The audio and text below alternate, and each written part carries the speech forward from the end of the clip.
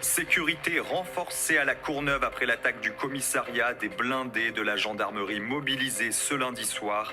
Dimanche, une cinquantaine de personnes ont pris pour cible le commissariat avec des mortiers d'artifice, des cocktails Molotov et des pierres. 9 personnes ont été interpellées. Nicole Belloubet, au soutien de la principale menacée au couteau près de Dijon, l'élève de 15 ans a été mise en examen dimanche et placée en détention provisoire.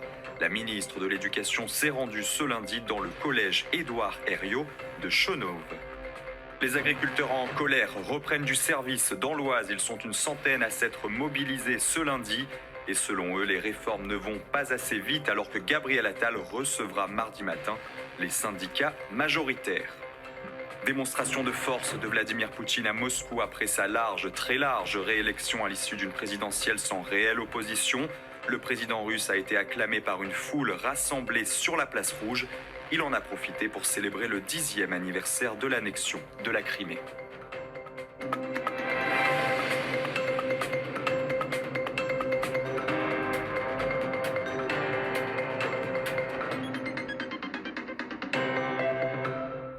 Bienvenue sur CNews, très heureux de vous retrouver pour l'édition de la nuit. Sécurité renforcée à la Courneuve après l'attaque du commissariat, des blindés de la gendarmerie mobilisés ce lundi soir. Dimanche, une cinquantaine de personnes ont pris pour cible le commissariat avec des mortiers d'artifice, des cocktails Molotov et des pierres. Le préfet de police Laurent Nunez indique que 9 personnes ont été interpellées. Les précisions de Marie-Liesse Chevalier. Des déchets calcinés sur le trottoir, conséquence d'une nuit de tension. Peu avant 23h ce dimanche, la façade du poste de police a été ciblée par des tirs de mortier d'artifice par une cinquantaine d'individus déchaînés. Laurent Nunez, préfet de police de Paris, s'est rendu sur place. Je tiens à dire qu'il y a eu 9 interpellations qui ont été réalisées, ce qui, dans un contexte de violence urbaine, puisqu'il faut les qualifier de violence urbaine, est assez exceptionnel. 9 interpellations. On ne craint pas de nouvelles attaques. On aura un dispositif de sécurisation extrêmement renforcé.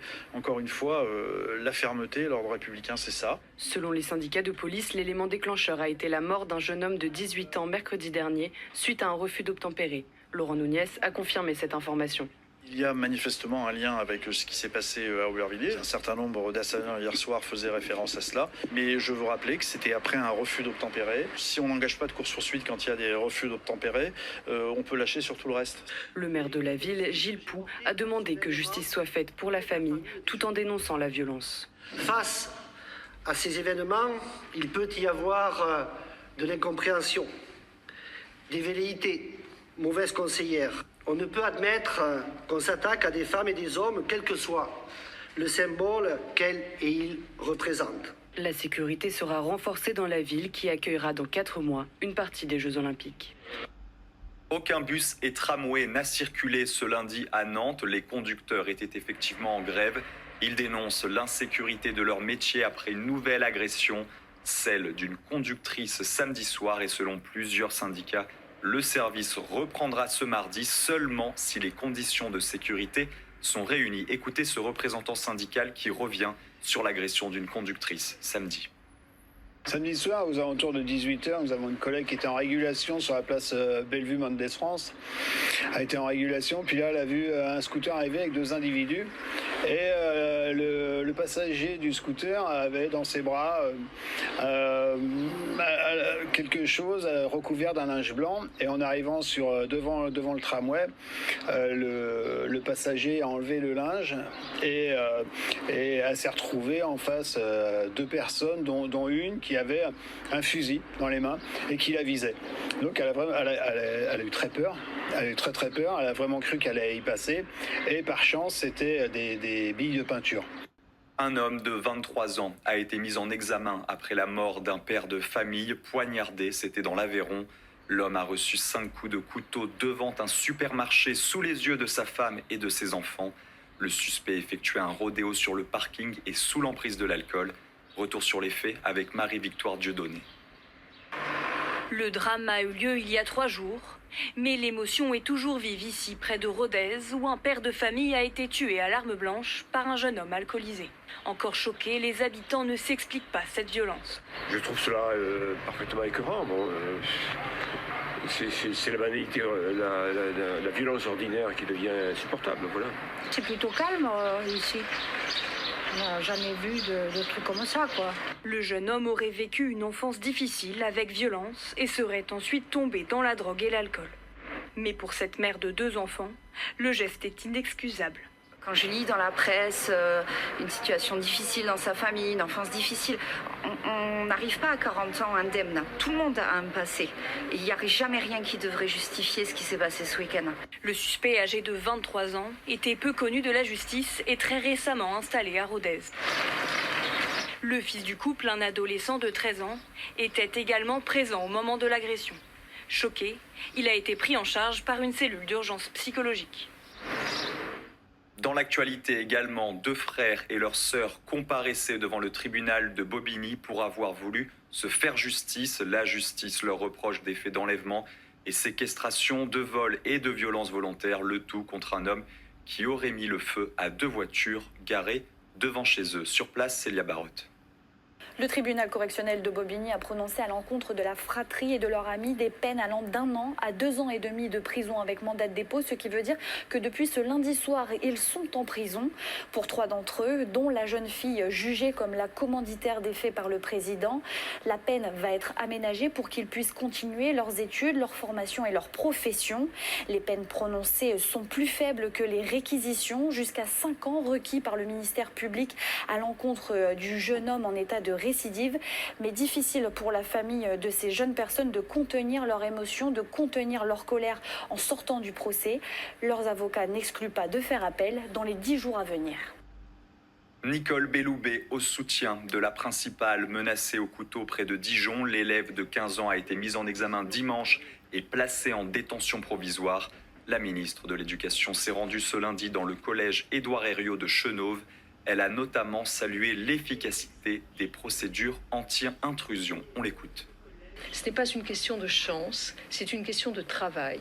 C'est parce que nous avons des plans de prévention de mise en sécurité qui ont été activés dans cet établissement, qui avaient fait l'objet de répétition et de mise en œuvre, que lorsque l'événement s'est produit, la principale a eu l'extraordinaire réflexe et courage de faire ce qu'il fallait faire, et les professeurs ont su ce qu'il fallait faire avec les élèves, et les policiers sont intervenus immédiatement.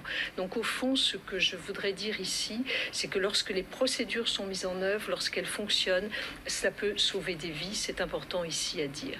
Les agriculteurs en colère reprennent du service dans l'Oise. Notamment, ils sont une centaine à s'être mobilisés. Selon eux, les réformes ne vont pas assez vite alors que Gabriel Attal recevra mardi matin les syndicats majoritaires, à savoir la FNSEA et les jeunes agriculteurs. Marie-Liesse Chevalier.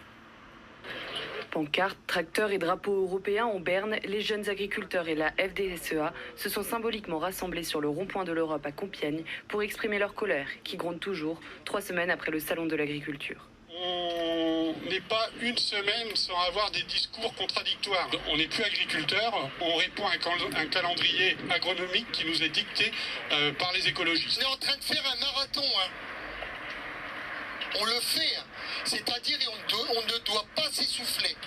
C'est là aujourd'hui le mot d'ordre, c'est détermination. Ce mardi, Emmanuel Macron devait recevoir la FNSEA à l'Elysée. C'est finalement Gabriel Attal qui les rencontrera à Matignon. Ils se sentent sacrifiés au profit de l'Ukraine et de l'Union européenne. Emmanuel Macron a fait des choses, donc c'est très bien, ok, mais surtout ce qu'il a fait là, c'est qu'il a fait des belles négociations avec l'Ukraine, et on importe du blé, on importe de la volaille, et on va importer encore plein d'autres choses qui vont arriver sur les sols français à des prix défiant toute concurrence, donc nous, producteurs français, on ne pourra plus vivre demain. La manifestation a entraîné des ralentissements et des déviations ont dû être mises en place. Nouvelle alerte dans les rayons des supermarchés. Des lots de viande hachée ont été rappelés dans toute la France. Selon le site gouvernemental Rappel Conso, il pourrait avoir été contaminé par la bactérie E. coli dans des magasins Cora, Auchan et Leclerc, des produits commercialisés entre le 29 février et le 5 mars. Dans le reste de l'actualité, Emmanuel Macron a reçu à l'Élysée le Conseil représentatif des institutions juives de France. C'était à l'occasion de l'anniversaire de l'instance qui a pris ses racines dans la résistance. Le président du CRIF a notamment réclamé l'ouverture d'une commission d'enquête parlementaire sur la montée de l'antisémitisme dans l'enseignement supérieur. Écoutez. Cet antisémitisme libéré par le pogrom du 7 octobre, c'est en France le visage tuméfié de Marco, ce sexagénaire d'un quartier populaire parisien, coupable de porter une kippa. C'est cette atmosphère parfois irrespirable pour les étudiants juifs jusqu'aux amphis de Sciences Po. C'est pourquoi nous demandons la mise en place d'une commission d'enquête parlementaire sur l'antisémitisme dans les universités.